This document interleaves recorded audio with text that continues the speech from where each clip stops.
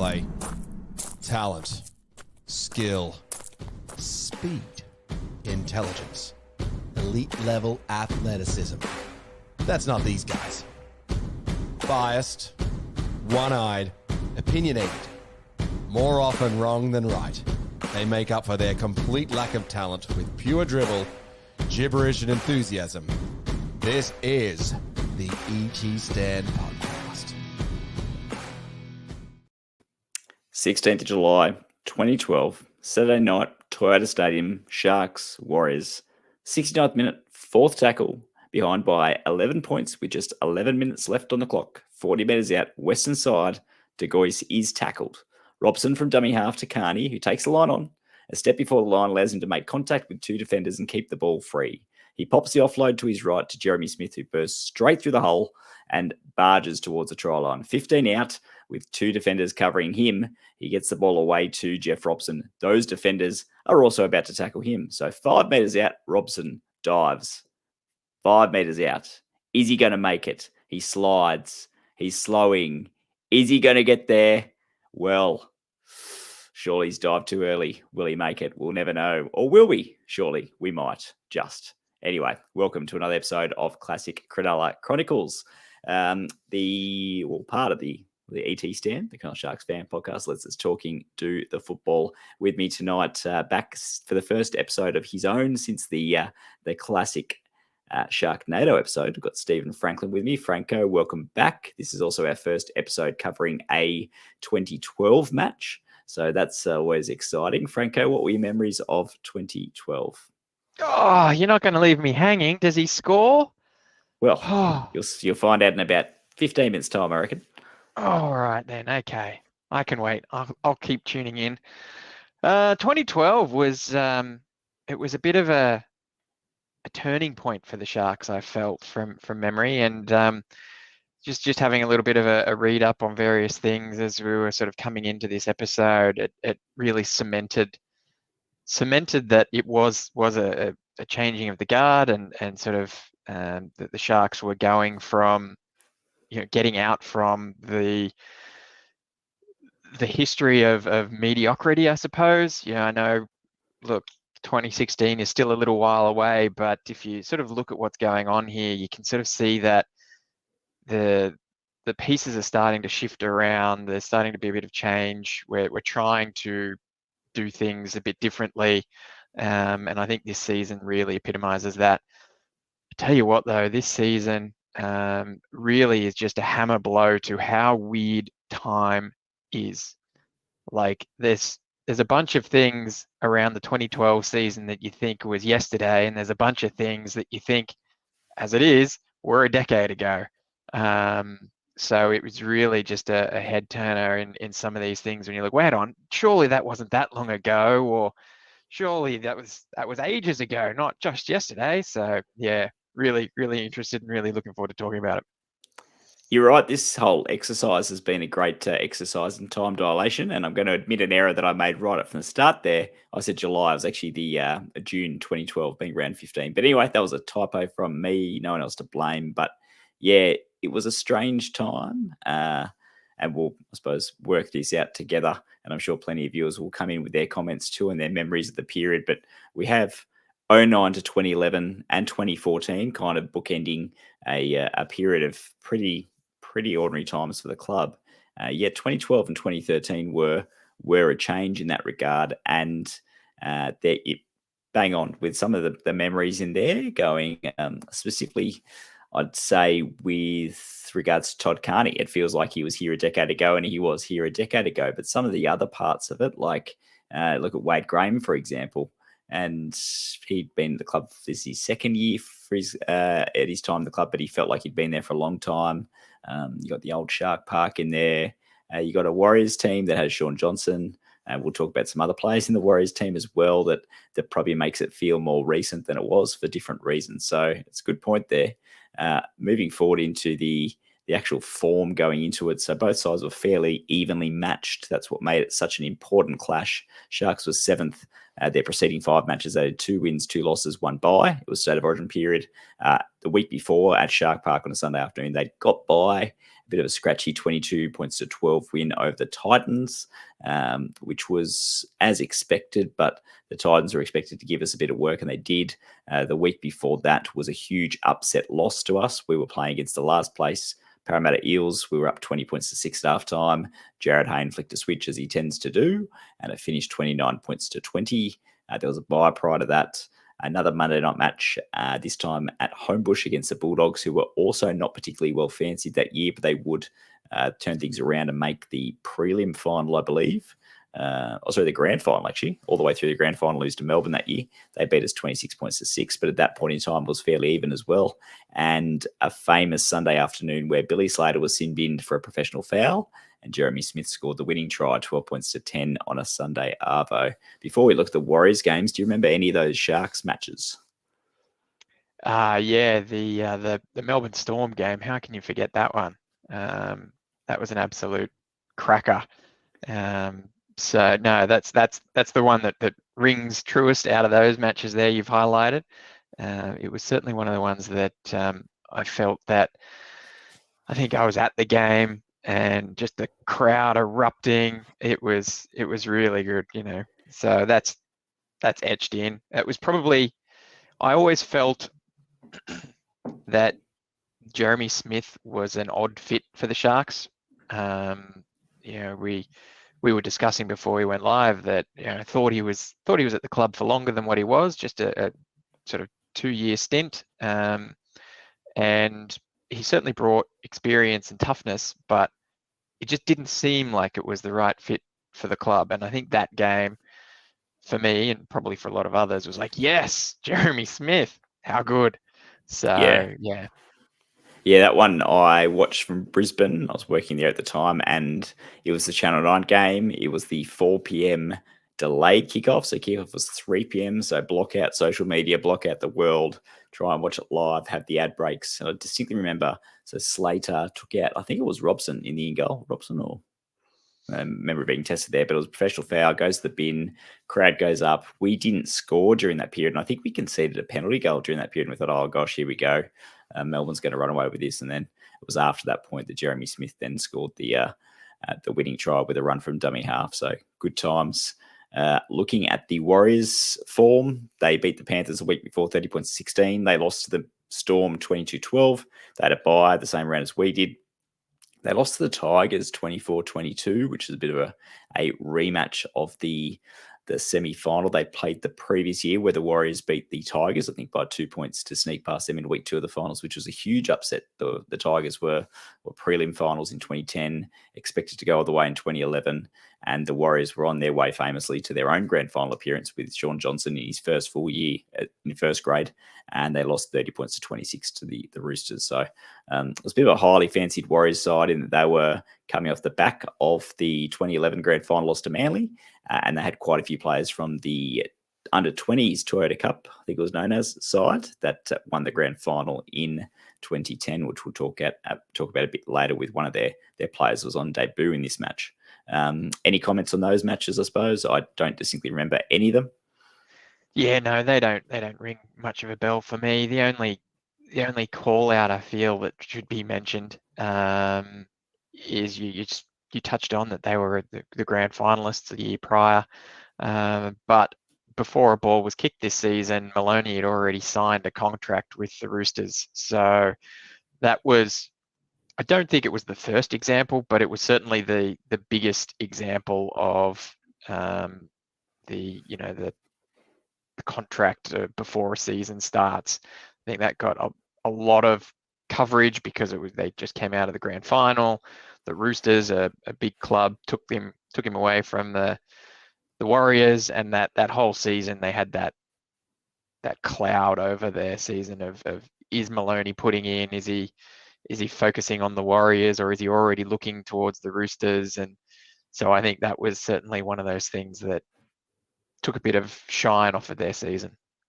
Yeah, definitely a big talking point. And yes, I do recall now that you mentioned that. Really good point. That was a big talking point and an early example of the craziness that still persists to this day of the contract system, where previously there was the old June 30 anti-tampering deadline, which you then see on the 1st of July, all of a sudden these miraculous signatures and announcements would appear, including, I think, for us in 2003, it was Nigel Vungana suddenly signed on the 1st of July alongside Andrew Lomu and others. Yes, no, they didn't talk to each other prior to that point. They just all miraculously sorted it out about 10 a.m. that random 1st of July morning. But anywho, moving on to the side. So we'll have a look at the team list. The Cronulla Sharks side, you'll see there's some interesting jersey numbers. We'll chat about why in a second. So the back line, number 1, Matthew Wright. The wingers, Isaac Gordon, Nathan Stapleton. The centres, Ben Pomeroy, Colin Best. The halves, Todd Carney, Jeff Robson. The front row, Bryce Gibbs, Isaac De Gois, and Ben Ross. The back row, Jeremy Smith in captain, replacing a late admission in Paul Gallen with Jason Bakuya and Tyson Frizzell in late notice in jersey number 21. The bench was Sam Take It Easy in jersey 18, John Green in jersey 20, John Morris, and Mark Tafua, a player that I do recall now that I see it, but I don't really remember too much of. I remember we signed him for the Knights. The coach, Shane Flanagan. Well, for the New Zealand Warriors, the back 3 of Kevin Locke, Bill Tupou, and number 21, Omar Slaymankle, a very late inclusion on debut, replacing the very imposing Manu Vatuvei. The centres of Ben Henry and Conrad Harrell. The halves, this is an absolute ripper, of James Maloney, Sean Johnson.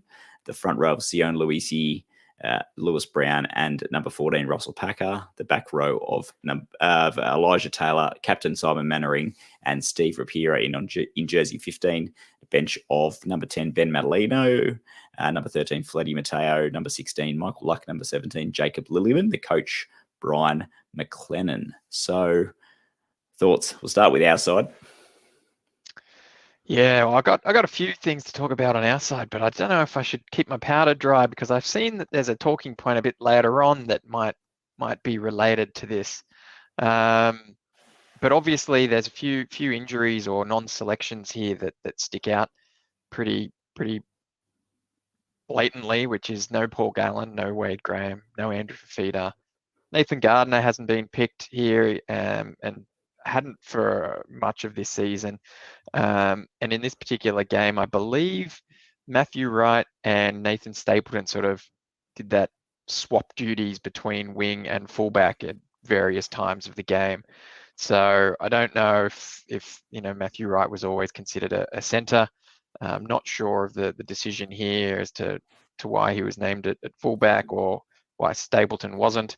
But they were sort of swapping in that role from memory throughout the game. And it's a good point. Looking at Matthew Wright, he had a total of 33 appearances named at fullback, whereas on the wing 82, centre 61, and 5'8", 20, which is surprising. I would have pictured him more as almost an exclusive centre, but I know that he played quite a few wing games for the Cowboys when he joined them, and Manly later on as well. Looking at his career just very briefly. So, yeah, he played for the Sharks for 4 seasons, then the Cowboys for 2 and Manly for 3. You're definitely bang on that Stapleton did play parts this match at fullback, and Isaac Gordon played fullback for us as well. So we had a bit of and you add Nathan Gardner to that mix, and it was a revolving door between 2009 and 2011 of players vying for that fullback position, but no one really making it their own. You could probably argue that Nathan Gardner did for 2010, parts of 2011-ish, but he had injury troubles as well. So, yeah. Yeah, it was certainly a spot that we struggled to fill. But yeah, we know sort of what happened there in that position. We recruited outside, and then it didn't get any clearer until Ben Barber came along. So it was always a bit of a revolving door, even in Barber's first year, where it was between him and Gordon. So yeah. Michael Gordon made his own for 2013, 2014, and he played a lot of games in 2014.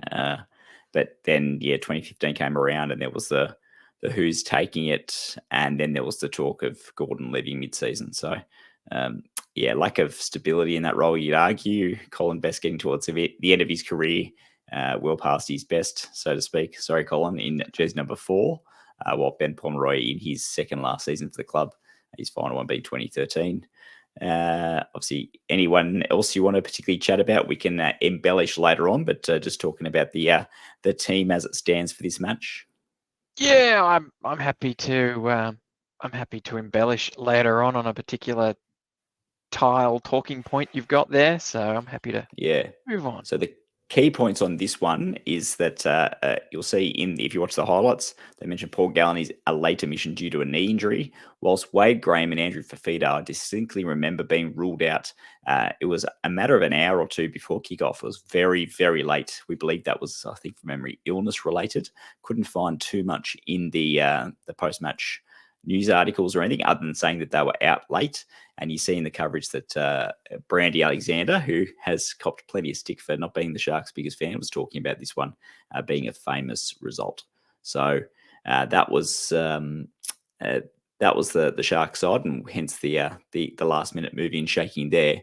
Whilst rolling forward to the Warriors side, and they also had a few movements in their side. Manu Vadavai, late admission, but a young guy called Omar Slamenko, who we'll talk about in depth later because I know I remember him well, and so does Franco. He came in as the debutant and had an interesting start to his career. But that halves pairing, future Sharks, both in their own rights, James Maloney and Sean Johnson were their halves pairing, and their halves pairing in the grand final the year before. I'm just critiquing my photo work or otherwise in those pictures too there. Sorry, I thought I'd formatted them correctly, but clearly not. I don't think it's saved my final copy, but thank you, Google Drive, for that one. You'll see there that's footage of Ben Pomeroy scoring, which we'll talk about in a second, and Jeff Robson showing and going. But the Warriors, they had a handy side, as we mentioned already, similar to, or maybe we mentioned offline, sorry, similar to last year or this year. They 2011 made the grand final. 2012 weren't quite hitting the same heights as they did, but 2011 was a late season charge. This was a crucial match, and that forward pack, you got Russell Packer in there. Simon Mannering was there forever.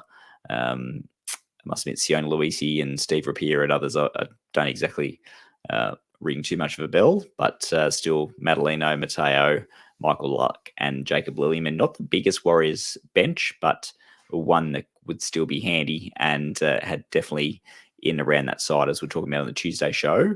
We tend to trade wins with the Warriors. There's been no out-and-out period of long-term dominance by either side throughout our history. We'll roll forward onto the match itself, I suppose. Just a quick one there for you. Yeah, go for it, mate. Before I throw that was Conrad Hurrell's debut season as well. So yeah, wow. Yeah, he was just another one coming off the NYC production line for the Warriors. That was his first season. So they certainly got a lot of. They lost a lot to a lot of other clubs as well, which was a shame. But there was still enough that filtered through to feed the machine there at the New Zealand Warriors. So. Yeah, I distinctly remember Hurrell being for those that played fantasy or Dream Team, a massive must-buy that year. Kevin Locke was also a young player up and coming, and Omar Slamenko was well regarded because of his form in the under-20s and the fact that he was seen to be a huge cash cow proposition now that he'd entered the starting side. The match itself, the aforementioned Omar Slamenko, unfortunately, with one of his first, or maybe even his first touch of the football, spilled it coming out of his own end. Scooped up, and literally the next play on the zero tackle, De Gois went down the short side. So Isaac De Gois to Isaac Gordon. I don't know how many times we've gone Isaac to Isaac in Cronulla history in the active scoring try, but Isaac linked with Isaac down the right, who then gave it on to Pomeroy. He was interestingly outside him at centre. I suppose there'd been a quick turnover there, and he had a fair bit of work to do. He was getting down the right. He had to beat 3 defenders to score. I did know that those defenders were Sean Johnson, James Maloney, and Kevin Locke. So it may not, that the three of them may not have been the best defenders trying to stop him, but Pom held onto the ball and scored. So the Sharks had the pretty much perfect start given the disruption they had immediately pre-game. Any comments on that one? Yeah, no, it was when Pom was on, he was very strong. He did what he needed to do for the club. Obviously got a bad rap for his hands, and I think even in this game he dropped an elbow at some stage that caught the ire of the refs. So Pom did Pom things, and this was one of the things that Pom did, which was, push past a couple of guys and reach out to score a try. So we'll take the good with the bad. Oh, absolutely. You're right. Later on, he does get put on a report for a very blatant, bit of extra, I suppose, what would you call it, working over in the ruck, but it was an elbow to the head. I can't remember who said it was. Might have been Kevin Locks, but yeah, I don't know if he copped a suspension from it, but wouldn't have surprised me if he copped a few points loading anyway, because it was blatant. But he was able to, when he held the ball, finish tries well. And Ben, despite all your detractors, we love you. Moving on, Kevin Locke steals a grubber. So Matt Wright at fullback. We're talking about experience or lack thereof there. Grubber into the in-goal in the wet at the northern end. He's begging it over the dead ball line, similar to what we saw with Robbie O'Davis a few weeks ago in that classic match where Kamali picked his pocket. We saw it with Peachy doing it to Anthony Milancello at the Sydney Football Stadium in 2004. We've seen Peachy get his own pocket picked many times. I think we saw Valentine Holmes have it done to him. Anyway, Matthew Wright entered the long list of fullbacks that have just watched the ball and had it stolen, and Locke just ghosted on through and dotted it down to quickly level things up at 6-6 after just 12 minutes. We must admit too that the weather on this evening was pretty poor. It was pouring with rain. It was wet and slippery. There were people on the hill. Actually, someone had set up a tent. So shout out to those people who'd set up a tent and they're in the Fox coverage. That's a great way to do Shark Park in the wet, I reckon. I think during the Sharknado, it may have been blown away. And a final point on the production tonight. Sorry, we couldn't get the videos for you to splice in the highlights. So it's more Spotify friendly, I suppose, but unintentionally. Any comments on the watching that Matthew Wright had? First of all, I will say you had me on the Sharknado episode, and now you've got me another one where there were wetsuited fans in the crowd again. So yes, 3 years prior. 3 years prior to that. It's Sharknado before Sharknado was a thing. Yeah, so I'm getting typecast as the wet weather guy, I guess. This one was interesting in that drunken at the ground, no try. Come on, he air swung. It was the ball was gone. No try. Watching it back, even the video ref had a few looks at various different angles. It was a try, unfortunately, but yeah, it was one of those ones that you grazed off the side of the hand. So yeah, try. But this day and age, I feel as though, depending on the opinion of the ref, that might have gone another way. It wasn't a clean put down. And also, this is the final season before 2013. They brought in the referee sending to the video ref, or then bunker, what their opinion was, whether it's try or no try. I did see one in a previous match, maybe it's this weekend just gone, in the 2024 season, where a referee, I'm not sure if he forgot to motion which way or whether that's an option they still have where they can just go, send it up. I don't have an opinion.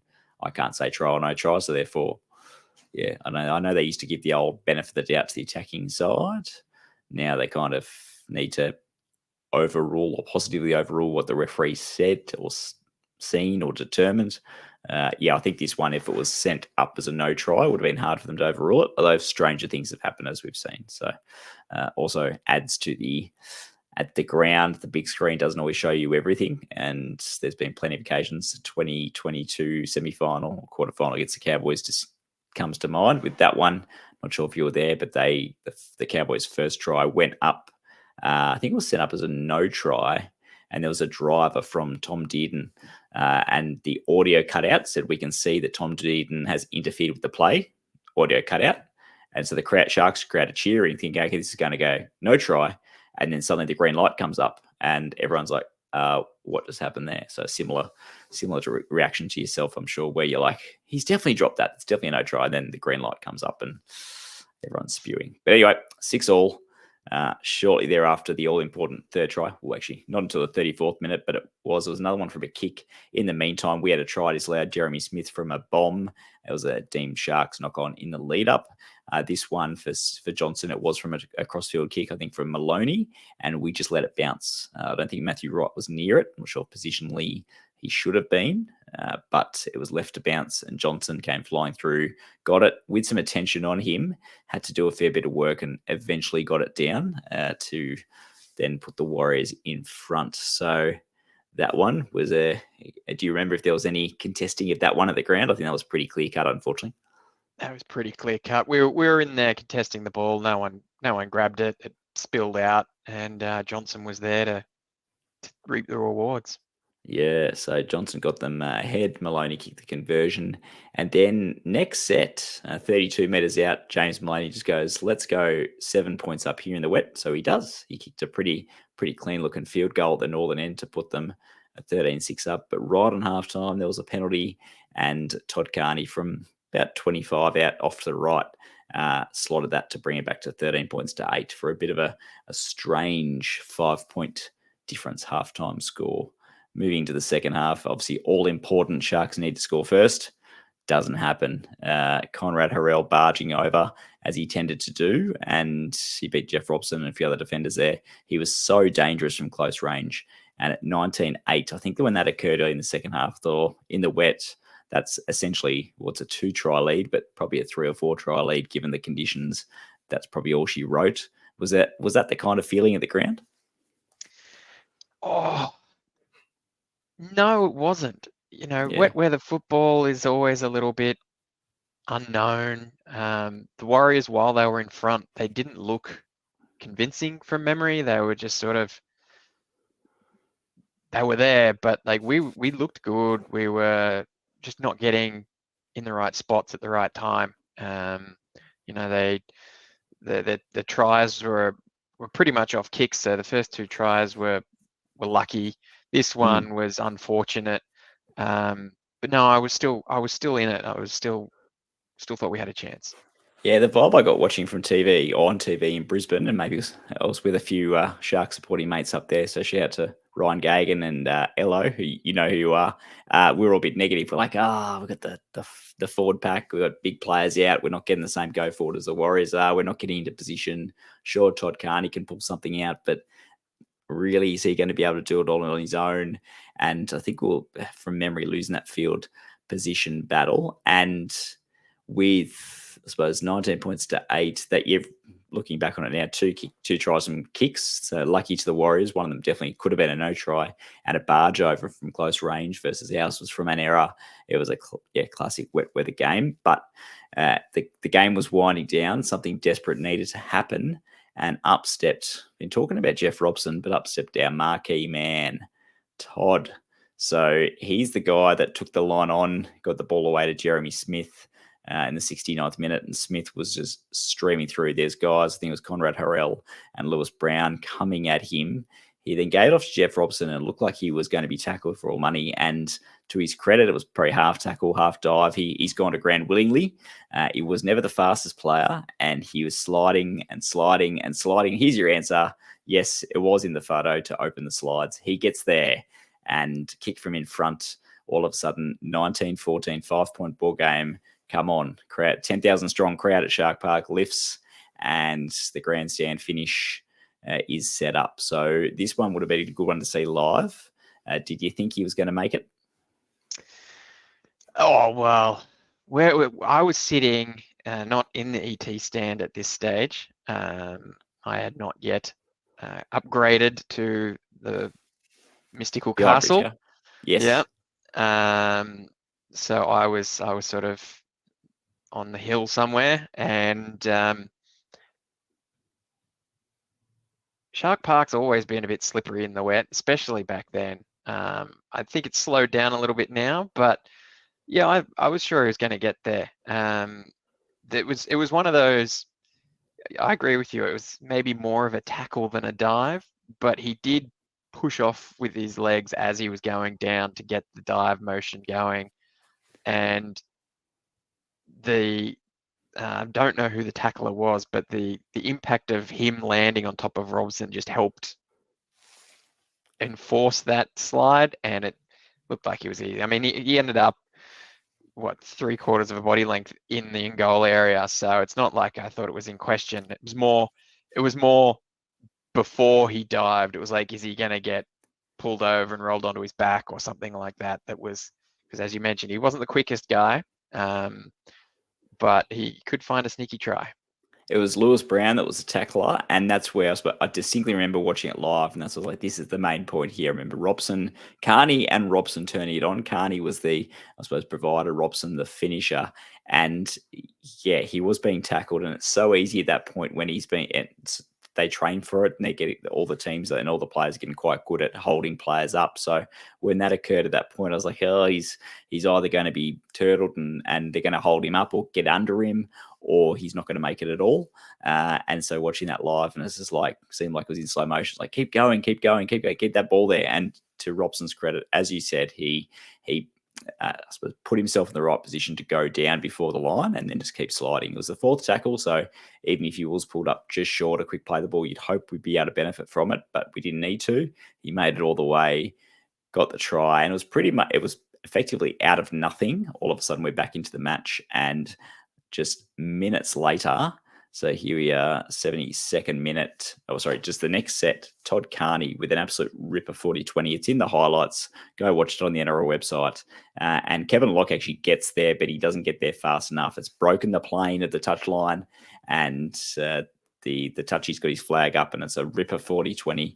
May have had a bit of a breeze behind him because he's running to the northern end in the second half, kicks it into the northeastern corner, and then from that set, Robson, and he was, I suppose, deceptively dangerous from 10 metres out there, where he did it so many times throughout his career, the little show and go. And this one, he had five players in close proximity, 3 players that got hands on him, and he just managed to. So he looked left, stepped right, worked his way against the grain, and just kept on going, wiggling his way through, and got it down. He scored a similar try against the Warriors the following year in 2013 on a sunny Sunday afternoon, so the complete opposite conditions, where same thing, looked like he was wrapped up for all money and got his way through there. So Robson, the hero, scores about 10 metres left of the post. Carney pops the all-important 2 points to put us up by 1, but it's not over yet. Do you remember, well, I suppose, what are your thoughts on the 40-20 and the try? And then we'll cover what happens next. So I've got a confession for you, Williams. Yes. When you said we'd be covering the Jeff Robson game against the Warriors, yes, I thought you meant the other match you just mentioned in the sunny Sunday, where he had that awesome run, which was, in my opinion, a lot more impressive than this one, where he seemed to swerve and step for more players for a further distance. It was just a great Robson try. And you're right, he's done that a few times, but that's the one that sticks out in my mind. He was under a lot of pressure. People were bagging him out, too slow. What's he doing with the club? And he pulled that out and just silenced the doubters. And that's the game I was expecting to talk about. And then when it was this one, I was like, what did Robson do in this one? And you know what? I feel as though I'm justified, because yeah, he scored the sliding try, but it was set up by Carney. And yeah, he scored this try, but it was off Carney's 40-20. So I don't know who we're praising here. I don't know whose game this really is. It's Todd Carney's game, but we've praised Carney quite a few times here.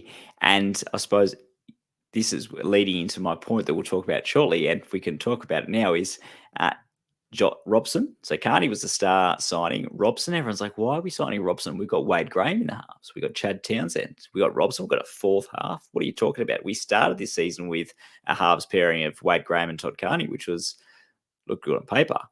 Wade Graham was an out-and-out half up until that point. No one considered him as a second rower or a lock or anything else, really, even though that's ultimately where he went to play and played fantastically for us and other representative teams in that position. But Robson came along, and it was round 3 against Manly. We lost our opening 2 matches. We lost in Golden Point to the West Tigers. Then we got pumped on a Sunday afternoon at home in front of a sellout crowd at Shark Park on a sunny Sunday afternoon to Newcastle. And that was like, oh, maybe we're in for a long season again. Monday night following week, we're playing Manly at home. I remember I'd flown down from Brisbane for the first 2 rounds. The third one, I'm like, A, I'm working. B, I'm definitely not doing that. Even if I was free, I'm not doing that. So blocked out the score, come back. Jeff Robson, standout game. He was the ultimate foil for Carney. And on both, or one of the first occasion, he had to get himself in that position and finish the try, which he did. The second one, it was an out-and-out run by him. And then thirdly, yes, the 2013 run was even better. But I suppose by that stage, we'd maybe converted a fair few of the Sharks fans into Jeff Robson fandom, I suppose. So we'll have to do that next year. Sorry to disappoint you there. That same game, Tagatese did the ultimate dummy, no dummy, where he basically glared at the Warriors fullback. It broke the line. I think it was right in front of us where we sit in the east end. So going into the south, definitely the southern end, the southwestern corner, the Warriors fullback's coming across, and he motioned to dummy, but didn't actually just move his arms. He just got a glare, and the Warriors player like willingly fell for a non-dummy to not touch him and went in untouched. So that was a good result. It was during a period where we had a good run of performances at home against the Warriors until 2015. Sean Johnson would, I suppose, cancel that out. And sorry, Tuesday show last night, I did say we'll cover in the 2015 match.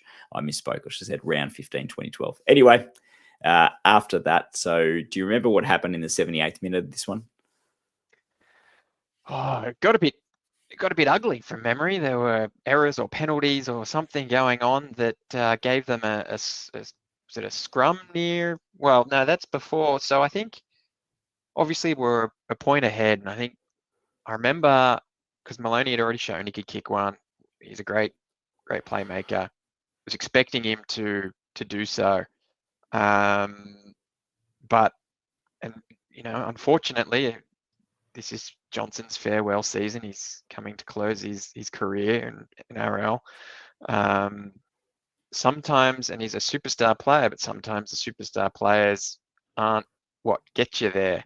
And instead of making sure that they were in a position for Maloney to take that field goal, he jinked and zagged and dummied his way to the corner and got tackled about 5 out and 5 in, which made it very difficult for Maloney to try and do anything from that position.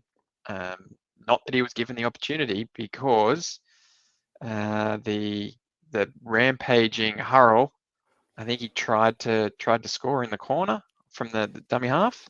That's right. Yeah. Tried to score from dummy half. And then my man, Stapo, Johnny on the spot. Not that he had a perfect game, but he was there and he stopped him, which a lot of people haven't been able to say. So stopped him on a dime, and then it got ugly. I think there was a bunch of drop balls or penalties and scrums and things that. Yeah, we grounded out from there, but yes, bang on. And it looked like the Warriors were going to set to equalise things with a set in attack, and you'd think that any team with both Johnson and Maloney, you think, just one of them will kick the field goal and that'll be that. And Hurrell, went right from 5 out, 5 in. And I think he slipped a bit in the wet, but stabled and stopped him dead in his tracks, which there's not many players that could say they stopped Conrad Hurrell from that close to the line, let alone with the game on the line as well. So the Warriors almost did a 2015 on us or a 2023 and won it at the death. Instead, they didn't, and the Sharks had a famous victory with 3 of their, I suppose, representative forward pack out at short notice. So rolling onto the talking points. So you may have seen the pictures.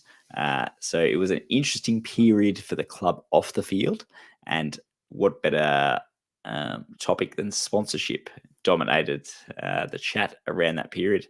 So we started the season with the best and less jerseys. I think they were just blank before. I think 2013 they had CSFC across the middle, but we start in April. We announced that we would have Fisherman's Friend as a sponsor for 6 weeks. So they came and went, and then we announced on the 20th of May 2012 that we'd signed this company, this energy drink called Shark Energy. I think the story, I was trying to find some articles before, couldn't quite find it, but I found some stuff on the forums. Damien Irvine, the chairman at the time, had sampled it somewhere in his travels. Great synergy, so got him on board. There was a $2 million sponsorship deal announcement. All Shark Energy needed to do was find a distributor within Australia. They were big in Southeast Asia. They actually sponsored, I think, a NASCAR team, and they had a few other. So they're fairly large. They just weren't here. I suppose they were in a market against Red Bull and V and Mother and everyone else. And yeah, so they sponsored us for the rest of the year. And then it was in October of 2012 where the first murmurings of something not being right started, in that the new merchandise for the next year, this is where I probably need to cross to Chris Kelly, it was released and didn't have any Shark Energy stuff on it. Media was starting to get involved, going, oh, what's going on? The Sharks have got the best and Leicester look again. What's going on? And lo and behold, no sponsor. And we start Asada hits. We start 2013, no sponsor, and then it all goes from there. So, what were your memories of Shark Energy? So the story as I remember it, and you were pretty much spot on, but it was, I thought Irvine in some petrol station somewhere filled up his car, and as he was correct, in there paying for the petrol, he saw the product there in the shop, and there was like, hang on, it's like, I've never seen that before. What's that? And he grabbed a can and worked it out and got in touch, and as you said, the rest was history. Yes, it's a funny story looking back on it, but at the time and even now, I loved that set of sponsors on our jersey. It's themed, Fisherman's Friend, Shark Energy. The logo was good. I hate to say it, but I don't have one of these jerseys with the sponsors on it. I really wanted one. I think the idea was I was going to get one for my birthday, and then so I didn't buy one, and then the gift never came. So and then I found one. Maybe this will be for Christmas. Told everyone about it. Here it comes, and then didn't come. I was like, well, 2 strikes. I'm going to go buy it myself, and then I couldn't find it anywhere. So I am Shark Energy-less jersey. I would gladly still be wearing that jersey to games if I had one. I think it's just a lot of fun. But Sharks Energy, you're right. They're still big. They're still overseas over in Asia. At one stage, you mentioned NASCAR and stuff. They renamed an NBA team, I believe, to be Sharks for a short period of time as a sponsorship thing. So they had money. They were certainly big, and like I said, they're still around. So it's not like they disappeared on us.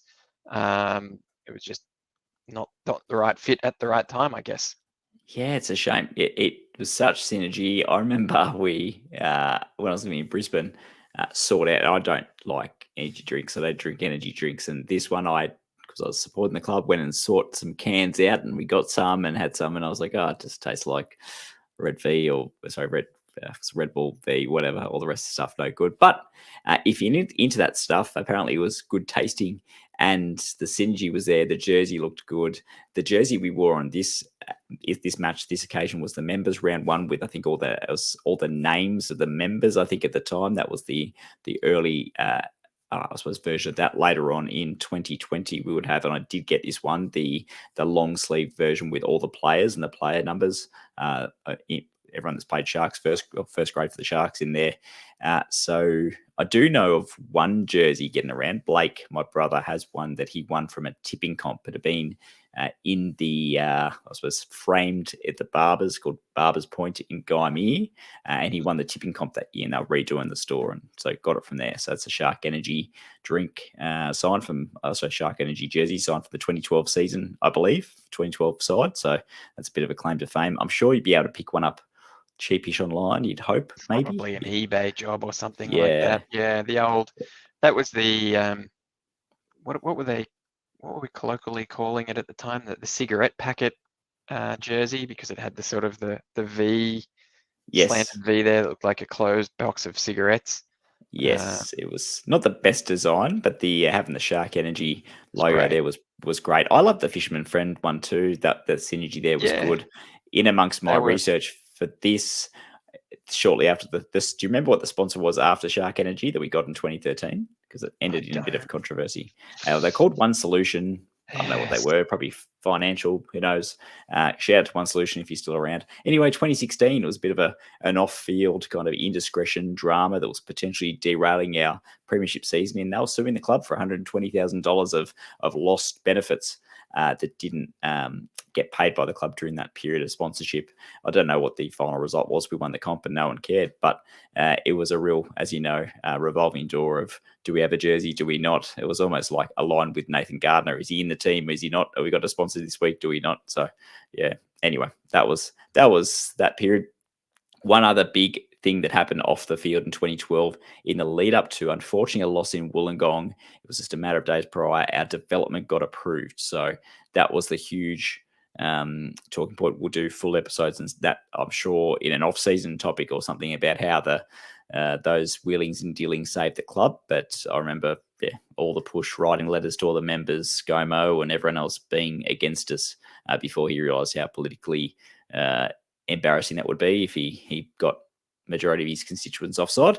But yes, the development was approved at state level, state planning level, and then it went from there, and that's saved the club because it was about to go bust a year or two prior. I think Christmas Eve 2009, 2008 rings a bell. But anyway, that's another story.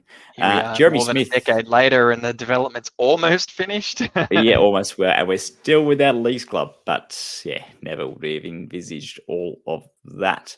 Jeremy Smith was captain, late notice replacement for Paul Gallen. I don't think Wade Graham had captained us yet. It was very early in his career. And we were talking about time dilation and how things just change. We thought we had Jeremy Smith for longer than the 2 years that we had him, but it was a pretty good 2 years before he departed to Newcastle on a big money deal. Smith, my, I suppose, favourite moment, standout, apart from this game, I suppose, I remember him being a real colossus for the forward pack there, was the game, obviously, against Melbourne at home, where he picked up the ball from dummy half and darted over and carried multiple defenders on his back to win for us. Obviously, won the premiership with the horrible Dragons in 2010 and was part of the Melbourne Storm team from 2004 to 2008. But for us, he only played 2011, 2012, playing 42 matches, 7 tries for a 42.86% win percentage. So any particular memories of Jeremy Smith outside of those two highlights that I mentioned? Yeah, like we said, that Melbourne match really was a hot focal moment of Jeremy Smith love. But outside of that, he was a bit of a mercenary. Like I said, I never really felt that he was a part of the culture or part of the club. He was just there. He was getting his paycheck. Certainly put in, certainly was a great player. But, I kind of felt that he maybe drifted in and out of being a clubman status, right? Is some days you never hear, some weeks you never hear of him or whatnot, and then other times he's there. And obviously in this scenario with the injuries we had, who else were you going to make as captain? But he was sort of one of those players that I really felt was just a mercenary, was just there to collect his paycheck, but he was at the same stage a winner. So he did put in. Yeah, so he was part of obviously the Dragons winning side. We signed him start 2011, so he left the Premiers, came to us, and was part of that team that beat the reigning Premiers, the Dragons, on that rainy Monday night in round 2, 2011. But yeah, he moved on to play under Wayne Bennett again for Newcastle, and yeah, I suppose I'd say, I don't know the figures in front of me, but we would have paid significant overs for him. And I think moving him on would have allowed us to make moves, keep players in the forward pack. And ultimately that would have built to only 3 years later was 2015. And then 2016 happened a year after that. So it is strange how it all blurs in together. As we move into the 2012 side more holistically, so a couple of big moves there in the off-season that gave us a bit of hope, none more than the player you mentioned before. So Todd Carney, I'll throw to you, Franco. What were your thoughts when we signed him? Well, yeah, I mean, the signing of Todd Carney was an interesting one. So I remember many drunken chats with other Shark fans about Todd Carney before Todd Carney was signed. there was almost a knee-jerk reaction to the success of Todd Carney at the Roosters when he came out of his hiatus. Yeah. That probably directly resulted in us signing Tim Smith. Another youngish halfback that had a great pedigree, was full of talent, could come back, could be anything, and really wasn't. So I do believe that the Tim Smith signing was a direct result of seeing what Todd Carney did at the Roosters. But then after, being shown the door at the Roosters and then us getting him, I was mixed feelings, because by that stage we'd seen a bit of a revolving door of these superstar halfbacks coming to the Sharks and not being superstars. Trent Barrett is another one, right? So I was like, oh yeah, okay. He has had some really good seasons, but is he going to be that player? What kind of Todd Carney are we going to get? And turns out we got them both. We got the great Todd Carney and the enigma Todd Carney. He was certainly a good player. Like there was no question, and he performed for us. Yes, he did, and I think straight off the bat, as soon as he arrived, round 1, 2012 against the Tigers, he was doing all kinds of weird, wonderful things, and like, okay, we're on here. And it took him, as he was up and down, but I think we saw his best with us. I remember a game in 2012 on a Monday night against South, we lost, but Todd Carney was on another level to every other player in that side. And I think the reason we lost was just because our defence couldn't handle Greg Inglis. But on the flip side is Todd Carney's hamstrings were fine that night. They wouldn't be for most of the rest of his career, but he was so fast, and there was no one else, unfortunately, that would keep up. There were players that were trying to run in support, and Carney was just, I suppose, outpacing our own wingers, for example, and then getting cut down by the fullback himself. So Carney, great signing, but we were at that point in time as a club having to back these unlikely, unknown, untried, or suspect prospects because we had no other options, really. It's Lats and I chatted on one of our other episodes, the 2014 win over the Broncos. You can go have a look at that, and we chat about Todd Carney being dismissed and what that meant for 2015 and onwards as to whether we would have been able to sign James Maloney or not. I'd argue we wouldn't, because we'd signed Todd Carney to the biggest deal in Cronulla history, yet his hamstrings were suspect and he was injury prone and a whole stack of other things. Despite what he could do when he was fit, there was a lot of other issues. So that was the 2012 side. It was the big talking point there. There's a few other smaller signings, but it really started to turn the corner and give us hope after 2011. Smaller signings. Yes. Smaller signings. Small signings. Who are you going to... everything was smaller than Todd Carney. Everything was less significant than Todd Carney that year. I will argue... Jeff Robson was signed as well. Okay, I will argue that is not true. I'll start low, and I'll work my way up for you. Okay. So I'm looking forward to it. All right, ignoring that we signed in 2012 Shark Energy and Fisherman's Friends. Okay, true. We had, and we secured our future with the development. So yes, and the development. Yeah. So we've got a couple of those players that you mentioned, John Green and Mark Tafua. Okay, so obviously not bad. They played for the club, so well done, guys. We signed Jeff Robson as well, so he came and joined. We had returning to us from Souths. We had Ben Ross, who had a little bit of a neck issue a couple seasons earlier, had a bit of a stint at Souths, and then came back to us. We then also had Isaac De Gois come back to us from the Knights. That's right. So he came back there. I don't know if you want to include a kind Tyson Frizzell. This was his fourth game of NRL. He did have a couple of... No, it wasn't his debut season. He had a couple of matches the previous season. But you know what? Okay, good pickup. May as well have been his debut season, because 2 games, it doesn't count as a rookie season. But it was certainly one of those scenarios where the fans were like, why are we not re-signing this guy? And Yeah. he ended up leaving, and that left a bit of a sour taste in our mouths. But the most important signing for 2012. You ready for this? I'm When I strapped say in. it, you know where I'm going. Bryce Gibbs. Yes. Okay, so And we signed Bryce Gibbs, and who did he bring with him? Yeah, Andrew Fafita. And I was just Andrew listening to Andrew Fafita. Fafita with Aaron Wood's podcast. Have a listen to that. Great listen.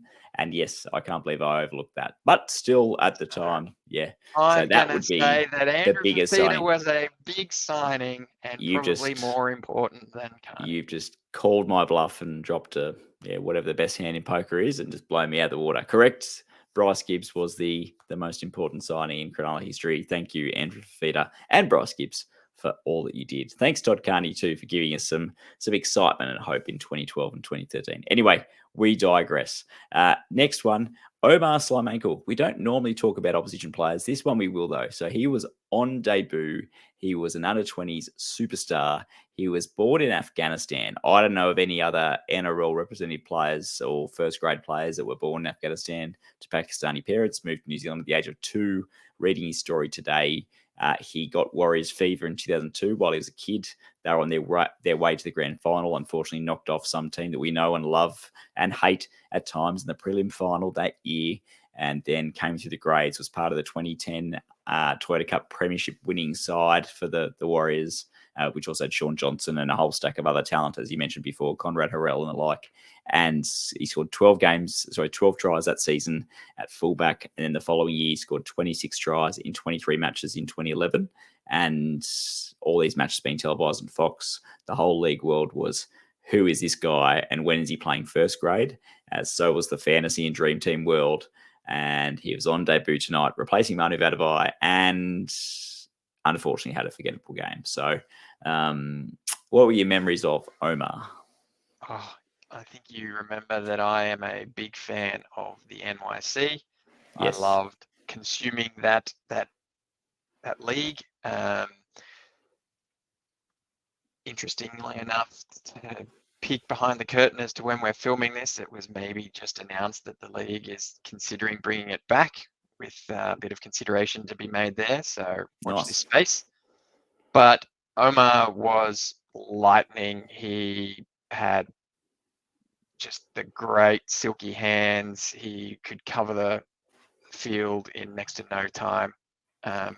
Yeah, I agree. I was just waiting for him to step up. And when he was making his debut against us, I was like, oh, geez, that's a bit scary.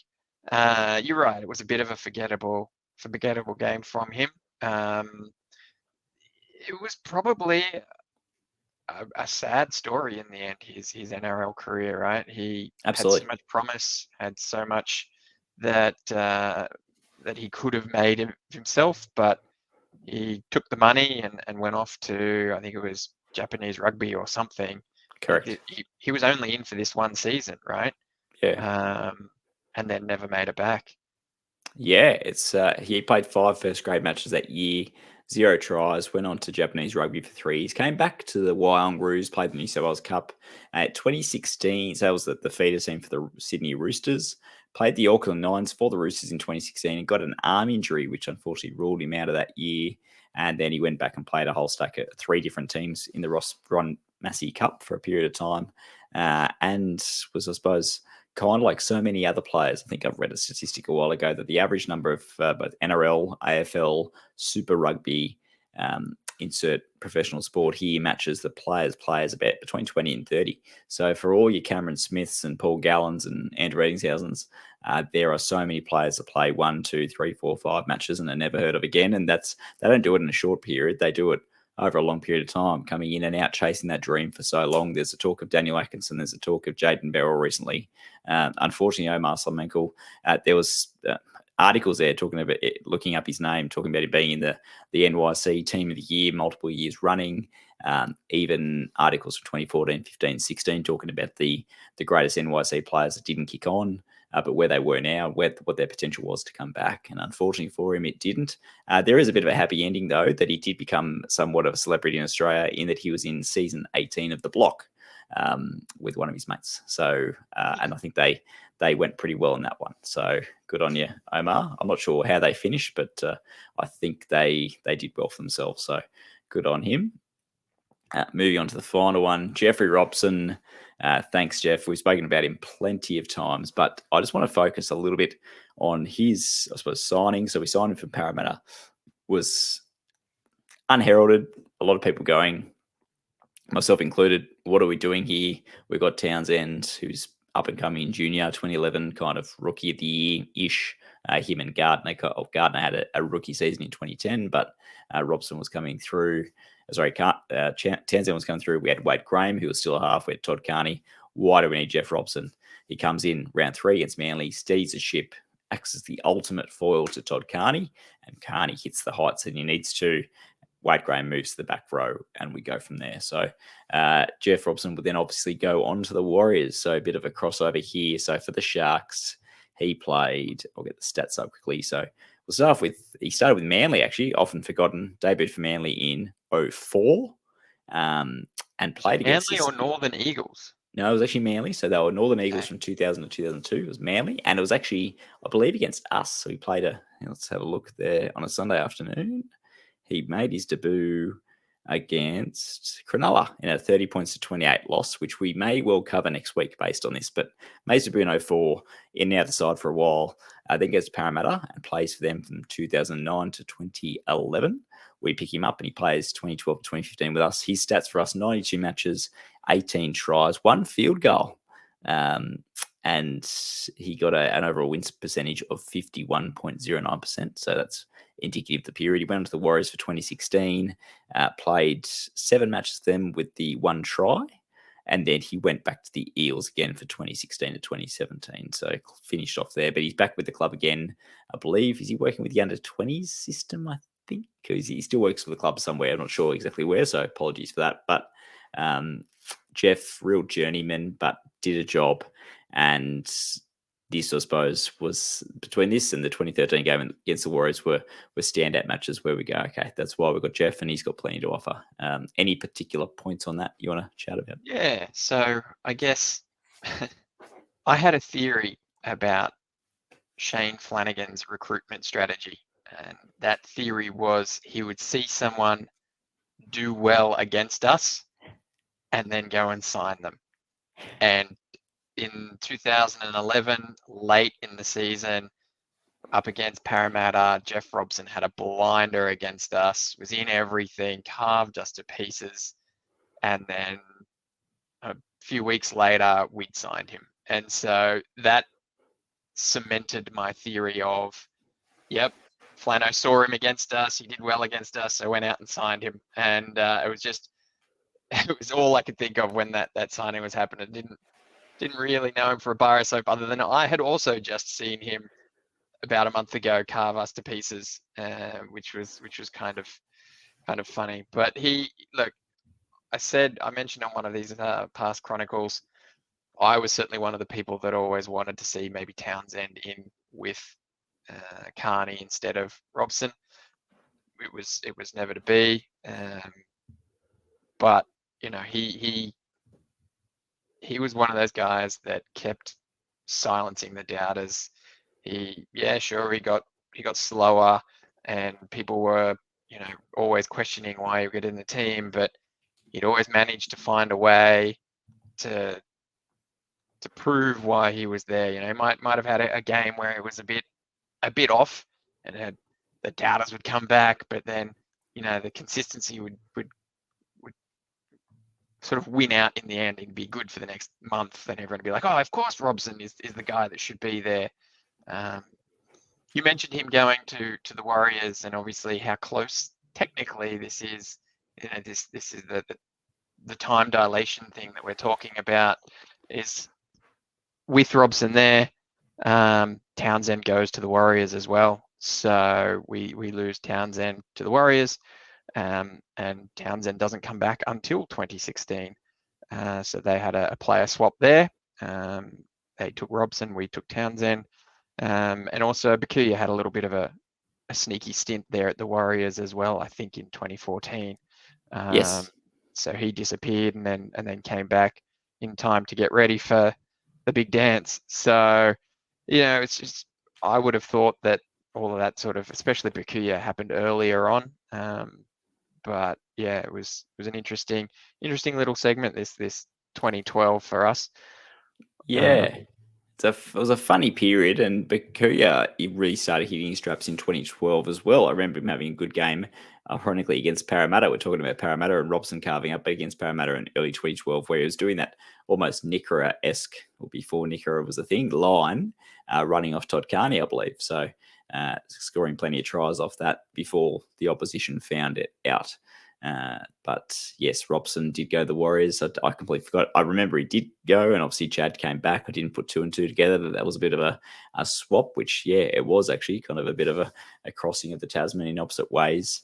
And Robson, take my hat off to him. He's a halfback that's played a grand final, and merely won to a side that was carried by Jared Hayne, but he was a starting halfback for Parramatta in the 2009 grand final. So after earlier that year, they had, yes, carved us up. And 2011 too, on a Monday night at Parramatta Stadium, they'd absolutely pumped us as well. So a lot of it was Jared Hayne induced, but Robson did play his part. And moving on to the fallout. So a strange score, 20 points to 19, a double to Jeff Robson, both you'd argue set up by or inspired by Todd Carney. Ben Pomeroy, the tries. Todd Carney with the goal kicking difference 4 from 4. Some difficult kicks too that he nailed.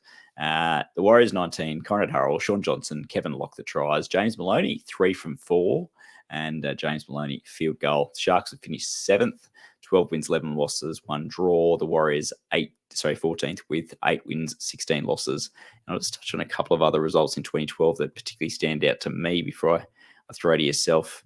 Obviously, we've spoken about the Storm game. I remember we had a big win over Manly. So a big win over Manly in round 3, which they were the reigning premiers. We also had that big win over Canberra in Canberra before they would then turn the tables and do the same on us in the quarterfinals that year. So ultimately, we'd be knocked out week 1 of the finals. Blake Ferguson carving up against his old club and dog shot Papali against Gallen and all that jazz. But any particular other standouts? I know it all blurs.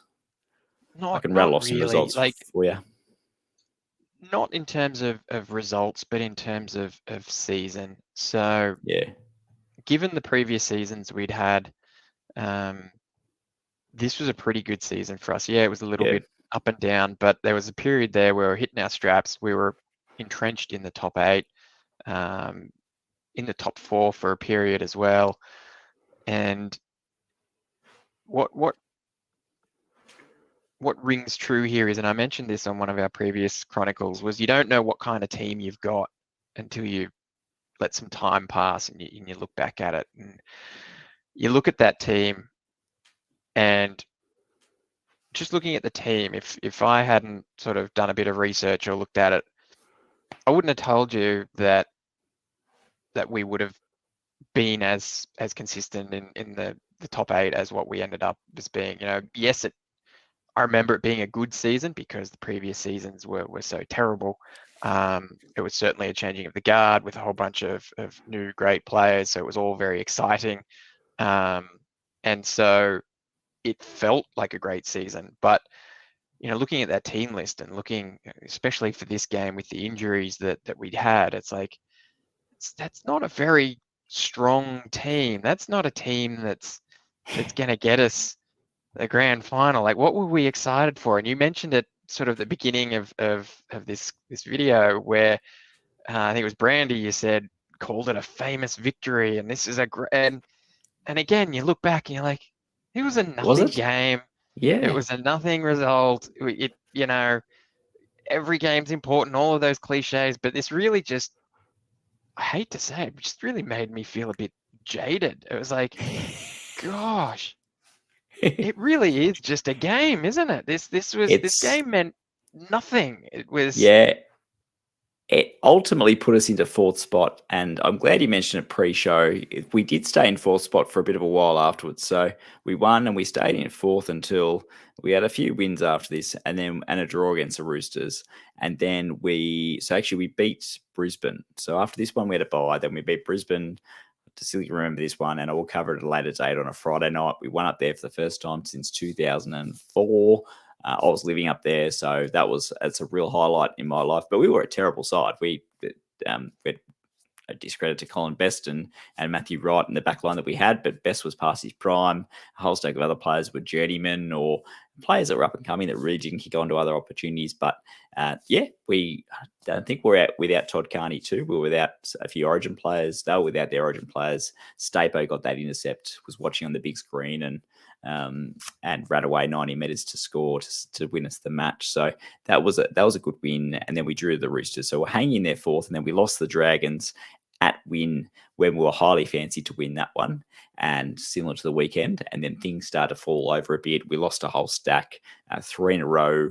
Then we saved that losing streak with a win against the Warriors, 45 points to 4 in Auckland. Todd Carney almost breaking the point scoring record. I think got 25 points. And the Sharks were there. I think it was their biggest away win, or close to their biggest away win at the time. And then we got pumped by Newcastle. One final win for the season against South, 20 points to 7, which we'll cover. We got a request for it. We will cover it. That was Tyson Frizzell scoring for us. So one of his only tries that he scored for us, but a good standout performance by him before he would depart. And then we'd finish the year with, I think I mentioned pre-show, that game in Melbourne, which you thankfully don't remember. I vividly do, where we led by 8 with 3 minutes to go and gave up that to lose 20 points to 18. Then lose to the Cowboys in the final round, and then Canberra. So, yeah, talking, as you said, I'm glad you said it, that Brandy said famous win. It wasn't. At the time, it felt like it. Looking back on it, we're like, why were we that excited to begin with? But still, it's all important. You look at, we've got Wade Graham in there. You got Tagatese in there. You're starting to get the building blocks of something that we didn't know what it would be until it happened. So you never know what 2024 will be looked back on like in that regard. So anyway, it was fun. Especially considering how similar the scenarios are in terms of, position on the ladder, the win-loss record, the turning of the guard. We're going to look. This will be very interesting to look back at this little period of the Sharks in 5-10 years time, because you know what, I said it didn't matter. I said it wasn't famous, but you're right. At the game, I was there. I was cheering. It was beers all round, high fives for everyone. It was a fantastic moment. You ride this club and you love every moment of it. But in hindsight, looking back, it was just a wow, really? I don't know. And I'm just hoping we don't have that same scenario now. I think we've got those building blocks. We've got some young players coming through who are really good. We've got some stability, really good signing next year. So let's see what happens. Yeah, we'll see how it stands the test of time. One final point, 2022. So our first game back at Shark Park for the first time since 2019, Nico kicking it to win. That one, I was like, that's a standout top 5 Shark Park moment. I think it still is the case. Later that season when we played Melbourne and we pumped them on a Thursday night when we were quite outsiders, with Munster was out for them, Hines was out for us, Trindle and Ramian both had blinders. That one, I was like, wow, that's a standout game in Sharks history at Shark Park. That one hasn't really stood the test of time because Melbourne lost a bit of form around that time and we got them in a bit of a lull. And then the other game that year that was a real standout was the send-off and Symbian game against the Warriors, where I was like, wow, that's a famous victory at the time. Everyone celebrated kind of like it was a major finals match. And yeah, I mean, I think it still does that one. But yeah, it's funny how time changes perceptions, because back in 2022, I thought, geez, these are 3 of the top 10 Shark Park moments of all time. And I'm glad I'm doing this little exercise because, yeah, some are, but some aren't as well. So we'll finish it up there. We've been rabbiting on for an hour and 13 minutes about a meaningless match, apparently, but it's all the other stuff. So we hope you enjoyed it. For those who were there, if you were one of the wetsuit wearers, shout out to the guys who sent us comments after the Sharknado game. If this was you guys or other people before Sharknado was a thing, give us a shout out. If you believe that Jeff Robson was better than Todd Carney, please send it through and support my argument. Actually, Todd Carney was obviously a much more talented and gifted player, but Jeff Robson played his part too. Any closing comments from you, mate? No, mate. Obviously, it's fun to talk about. I think it was a great game, and you know what? It's part of our history, so it's good to go back and reflect and see what happened and sort of the building blocks, as you mentioned, to 2016, because you can really see it starting to formulate here in 2012. Yeah. Cheers, guys. I'll have to chuck in more 2003 games just to bring us back to the real bleak times, but and maybe some more 2009 games too. Anyway, in the meantime, up. Catch you soon. Go Sharks.